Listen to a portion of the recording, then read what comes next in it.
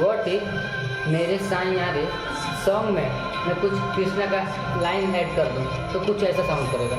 आइए सुनते हैं।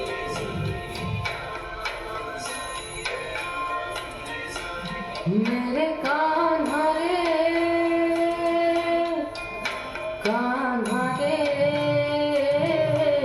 तुझको छोड़ के जाऊं मैं कहाँ रे हो।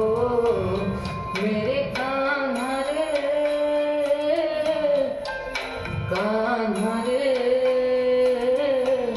तुझको छोड़ के जाऊं मैं कहाँ रे हो।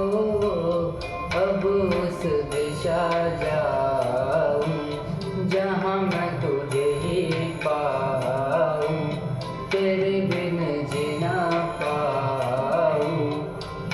कहाँ रे